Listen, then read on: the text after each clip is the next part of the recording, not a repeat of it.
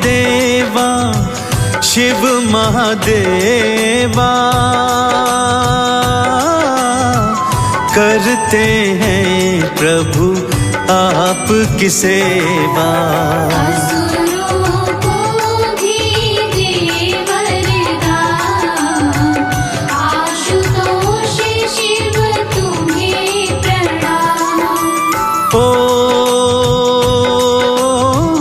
महिषासुर की अद्भुत गाथा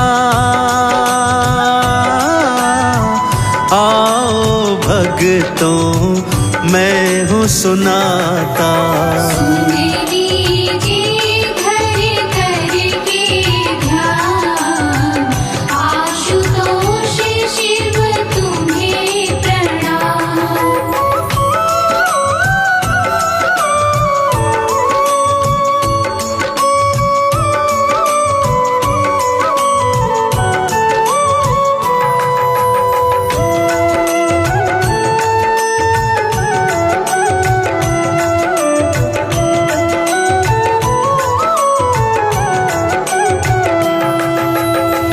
कथा कुछ इस प्रकार से है भक्तों। महाबली राक्षस था भस्मासुर। अपने तप के बल पर उसने अतुलित शक्तियां प्राप्त की हुई थी भक्तों कि तभी उसने एक दिन असुर गुरु शुक्राचार्य के चरणों में प्रार्थना की कि प्रभु मैं त्रिलोकी का स्वामी बनना चाहता हूं, अजर अमर हो जाना चाहता हूं। तब दैत्य गुरु शुक्राचार्य ने उसे कहा कि जाओ शिव शंकर का घनघोर आराधन करो। केवल सृष्टि में एकमात्र वही हैं जो तुम्हें यह वरदान दे सकते हैं। यह सुनकर भस्मासुर ने भगवान भोले शंकर की घनघोर तपस्या प्रारंभ कर दी भक्तों। कई हजार वर्ष तक अन्न जल त्याग कर एक पांव पर खड़े होकर भोलेनाथ का हठ योग किया। देवादिदेव प्रसन्न हुए, उसे दर्शन दिया। तब असुर भोलेनाथ के चरणों में गिरकर क्या वरदान मांग रहा है, आइए श्रवण करते हैं भक्तों। ओ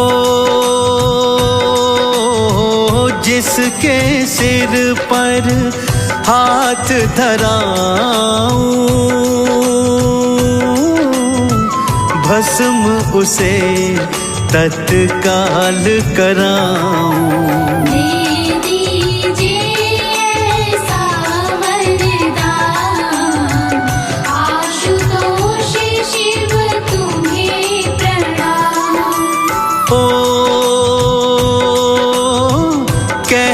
तथास्तु जाने लागे राक्षस आ गया उनके आगे।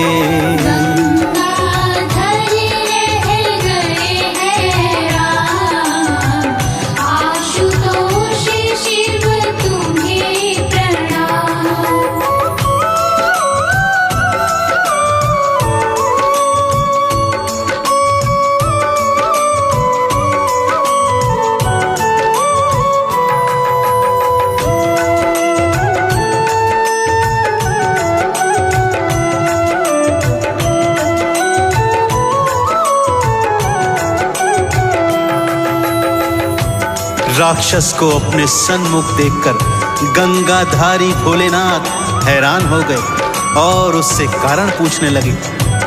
तब राक्षस कहने लगा, प्रभु जाते कहाँ हैं? आपने ये जो वरदान मुझे दे दिया है भला ये सत्य होगा भी या नहीं, ये मैं कैसे जानूं? सो मैंने निर्णय ले लिया है कि मैं आप ही के सर पर सर्वप्रथम हाथ रखूंगा। यदि आप भस्म हो गए तो मैं मान लूंगा कि आपके वरदान में शक्ति है, और यदि नहीं हुए तो मैं मान लूंगा कि आपने मुझे असत्य वरदान दिया है। भला भोलेनाथ का वरदान भी कभी असत्य हो सकता है भक्तों? अगर वो भोलेनाथ के शीश पर हाथ धरता तो वरदान के प्रभाव से भोलेनाथ भस्म अवश्य हो जाते। सो ऐसा सोचकर भोलेनाथ भयभीत होकर आगे आगे भागने लगे भक्तों, और पीछे पीछे असुर उनके भागा जा रहा है। भागते भागते भोलेनाथ वैकुंठ लोक में आ गए, जहां पर श्री हरि शेष की शैया पर योग निद्रा में हैं। भगवान भोलेनाथ विष्णु जी का आह्वान करते हुए उनसे क्या प्रार्थना कर रहे हैं, आइए सुनते हैं। ओ श्री हरि विष्णु रक्षा कीजिए, प्राणों का संकट हर लीजिए।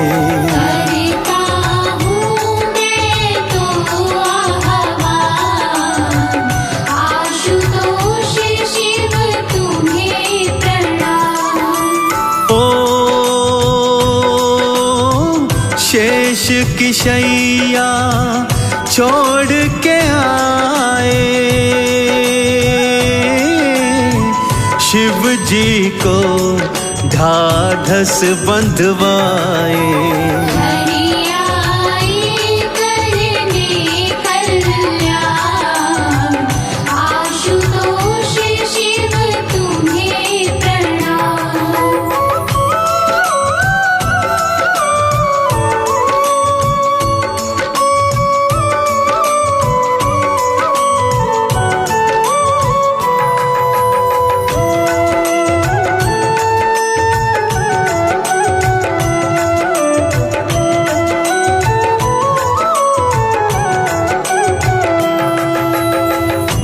भोलेनाथ की प्रार्थना पर श्री हरि विष्णु ने अपनी योग निद्रा को त्यागा और शेष की शैया छोड़कर भोलेनाथ के सन्मुख आ गए। उन्हें ढांढस बंधवाया।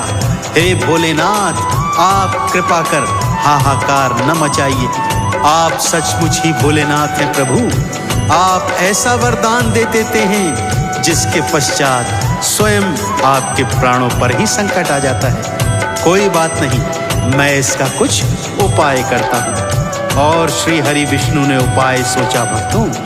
तुरंत मोहिनी का स्वरूप धरा और असुर के सन्मुख पहुंच गए। असुर सुंदरता के पुजारी होते हैं भक्तों। सो मोहिनी को देखकर असुर का मन डामाडोल हो गया और वो उससे विवाह करने को उद्यत हो गया। तब मोहिनी ने यह शर्त रखी कि जैसे जैसे मैं नृत्य करती हूँ, यदि तू वैसे वैसे नृत्य कर सके तो मैं तुझसे विवाह अवश्य कर लूंगी। अब मोहिनी अपनी ताल पर असुर को ताता थैया नचा रही हैं और होनी क्या खेल रच रही है, ध्यान से सुनिए भक्तों। ओ मोहिनी की ताल से ताल मिलाता, जैसे वो नाचे नाचता जाता। लीला हरि की सबसे महान, आशुतोष शिव तुम्हें प्रणाम। ओ मोहिनी शीश पे हाथ धराए, राक्षस नकल को करता जाए। अपनी ही सेवा नारा ध्यान, आशुतोष शिव तुम्हें प्रणाम।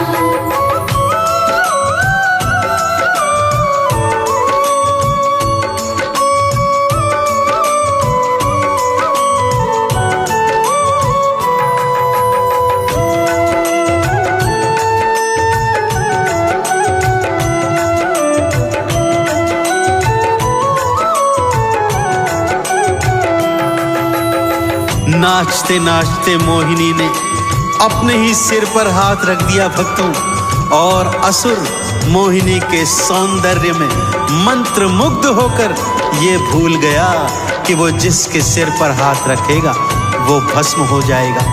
मोहिनी का अनुसरण करते करते उसने अपना ही हाथ स्वयं के शीश पर रख दिया भक्तों, और भगवान शिव के वरदान के प्रताप से उसी क्षण तत्काल भस्म हो गया।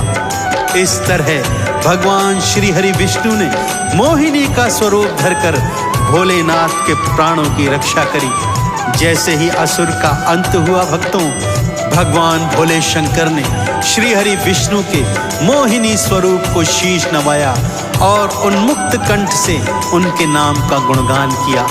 तो इस तरह श्री हरि विष्णु के मोहिनी स्वरूप ने भोलेनाथ के प्राणों की रक्षा करी। तो आपने सुना भक्तों, कैसे मेरे भोलेनाथ इतने भोले भाले हैं कि असुरों को भी वर दे देते हैं और स्वयं के प्राण भी संकट में डाल देते हैं। ऐसे भोले भंडारी की पावन महिमा का मन में ध्यान रमाते हुए मेरे साथ उन्मुक्त कंठ से बोलिए, बोलिए शंकर भगवान की। ओ स्वयं के शीश पे हाथ धराए, राक्षस स्वयं ही भस्म हो जाए। विष्णु के हाथों हुआ निर्वाण, आशुतोष शिव तुम्हें प्रणाम। ओ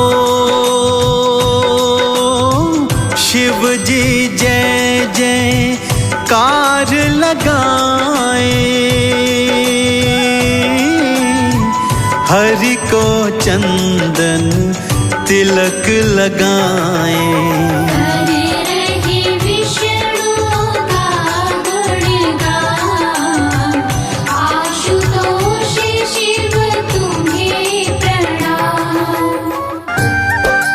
आओ भक्तों शिव की गाथा सुनाओ, आओ भक्तों शिव की गाथा सुनाओ। सावन में क्यों कांवड़ लाते, सावन में क्यों कांवड़ लाते, भक्तों तुम्हें बताऊं। आओ भक्तों शिव की गाथा सुनाओ, आओ भक्तों शिव की गाथा सुनाओ।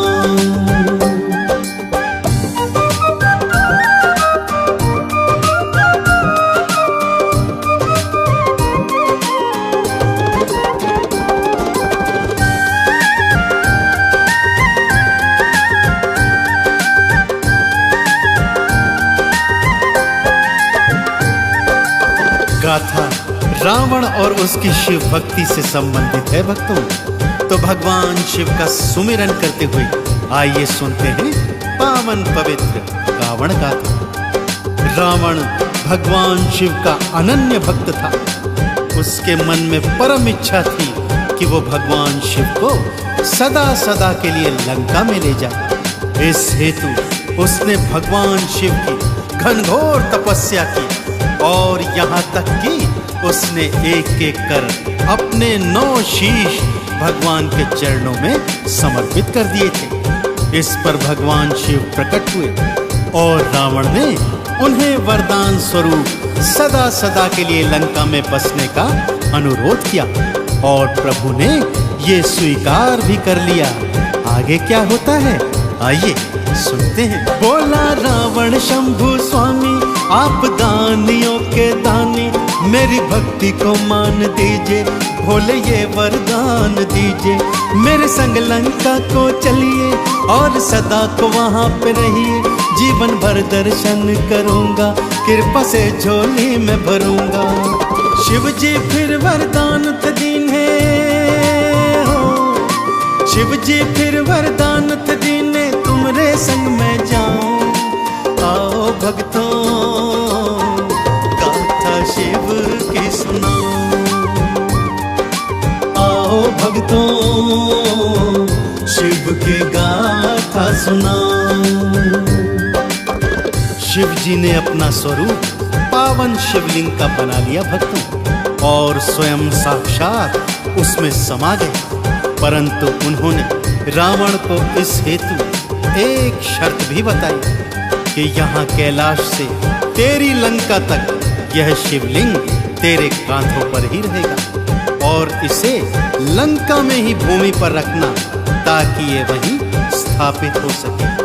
ध्यान रहे रावण, यदि ये शिवलिंग मार्ग में बीच में कहीं भी रखा गया तो ये वहीं स्थापित हो जाएगा और तू इसे लंका नहीं ले जा पाएगा।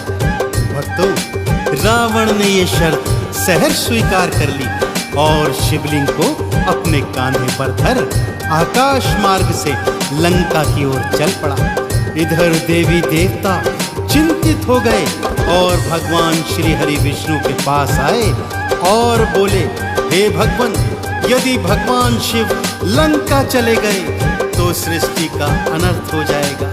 कुछ कीजिए श्री नारायण, कुछ कीजिए। रावण मन ही मन हर्षाए, शिवलिंग को लेकर के जाए। विष्णु बालक रूप बनाए, फिर अपनी माया फैलाए। लघु शंका रावण को आई, माया अपना खेल रचाई। उस पर तो दबाव था पड़ता, रावण करता तो क्या करता। रावण भूमि उतर के सोचे, रावण भूमि उतर के सोचे, जाऊं तो कहाँ जाऊं। आओ भक्तों, गाथा शिव की सुनाऊं। आओ भक्तों, शिव की गाथा सुनाऊं। शिवलिंग कांधे पर उठाए, रावण लघु शंका के दबाव से भारी परेशानी झेल रहा था। भक्तों, सोच रहा था, जाऊं तो जाऊं कहां, करूं तो करूं क्या, कि तभी बालक बने श्री हरि विष्णु उनके सम्मुख आ गए। रावण ने बालक का नाम पूछा तो उन्होंने अपना नाम बैजू बताया। रावण ने बालक से आग्रह किया कि वो थोड़ी देर के लिए ये शिवलिंग अपने हाथों में धारण कर ले। वो लघु शंका से निवृत्त होकर स्नान करके शीघ्र ही वापस आएगा। परंतु यह आश्वासन भी लिया कि जब तक वो वापस न आए, शिवलिंग को वो बालक भूमि पर न रख दे। श्री हरि भक्तों यही तो चाहते थे। रावण के जाते ही उन्होंने क्या माया रचाई, आइए ये पावन कथा सुनते हैं। रावण लघु शंका को जाए, बालक को शिवलिंग पकड़ाए। निवृत्त होकर के मैं आऊं, शिवलिंग को वापस ले जाऊं। विष्णु हरि ने खेल रचाया, शिवलिंग को भूमि धरवाया। शिवलिंग वहीं स्थापित कीना, खुद को अंतर ध्यान थकीना। रावण भूमि शिवलिंग देखा, रावण भूमि शिवलिंग देखा, सोचा मैं मर जाऊं। आओ भक्तों, शिव की गाथा सुनाऊं। आओ भक्तों, शिव की गाथा सुनाऊं। रावण जब लघु शंका से निवृत्त होकर स्नान करके वापस आता है तो क्या देखता है कि वो बालक अंतर्धान हो चुका है और शिवलिंग भूमि पर स्थापित हो गया है। उसके प्राण उसके कंठ में आ गए। भक्तों, विक्षिप्तों की तरह शिवलिंग को उठाने का प्रयास कर रहा है, परंतु भगवान शिव की शर्त अनुसार शिवलिंग वहीं स्थापित हो चुका था। भक्तों, उसके मन में एक उपाय आया। वो कांवड़ में जल भर भर कर लाता और शिव जी को स्नान कराता। स्नान कराते कराते भगवान शिव के स्तोत्र, आरती, चालीसा और मंत्र का जाप करता रहता। सोचता भगवान शिव एक बार फिर प्रसन्न हो जाएंगे और उसके संग लंका को चले जाएंगे। परंतु शिव की लीला तो भगवान शिव ही जाने। भगवान शिव ने दर्शन दिए और रावण को समझाया कि हे रावण, अब ये शिवलिंग कहीं नहीं जाएगा, यहीं स्थापित हो जाएगा। चिरकाल तक मेरे भक्त कांवड़ ला लाकर इस शिवलिंग पर चढ़ाएंगे और पुण्य फल प्राप्त करेंगे। आज से इस पावन स्थान का नाम बैजनाथ धाम होगा और श्रावण मास में जो कांवड़िए यहाँ पवित्र कांवड़ में गंगा जल भर मुझे अर्पित करेंगे, जीवन पर्यंत मेरी कृपा उन कांवड़ियों को प्राप्त होती रहेगी। रावण कांवर भर भर लाए, शिवलिंग को नहलाता जाए, शिव के स्रोत मंत्र को गाए, शिव के नाम की अलख जगाए। शिव जी ने दर्शन दिखलाया, रावण को था फिर समझाया, शिवलिंग अब ना जा पाएगा, मेरा धाम ये कहलाएगा। आज से बैजनाथ में इसका, आज से बैजनाथ में इसका पावन नाम धराऊं। आओ भक्तों शिव की गाथा सुनाऊं, आओ भक्तों शिव की गाथा सुनाऊं। तब से भक्तों शिव भक्त कांवड़िए श्रावण मास में पवित्र कांवड़ में गंगा जल भर भर कर लाते हैं और पवित्र शिवलिंग को नहलाते हैं। भांग, धतूरा, बेलपत्र, अक्षत, चंदन, दूध, दही और घृत से शिवलिंग का अभिषेक कर भगवान भोलेनाथ की परम कृपा को प्राप्त करते हैं। तो आप भी यदि भगवान शिव की कृपा को प्राप्त करना चाहते हैं तो जीवन में एक बार कांवड़ भरकर अवश्य लाइएगा और शिवलिंग को गंगा स्नान करवाइएगा। आप सभी को भगवान शंकर की अनुपम कृपा अवश्य प्राप्त होगी। तो एक बार फिर बड़ी श्रद्धा और प्रेम से मेरे साथ बोलिए, बोलिए शंकर भगवान की। शिव की कृपा पाना चाहो, कांवड़ एक बार लाओ, गंगा जल से फिर नहलाओ, बेल धतूरा भांग चढ़ाओ, दूध दही और पुष्प चढ़ाओ, घी से लेपन भी करवाओ, शहद से अभिषेक करवाओ, भक्तों चंदन तिलक लगाओ। शिव के चरणों में मैं भक्तों, शिव के चरणों में मैं भक्तों बारी बारी जाऊं। आओ भक्तों गाथा शिव की सुनाऊं, आओ भक्तों शिव की गाथा सुनाऊं।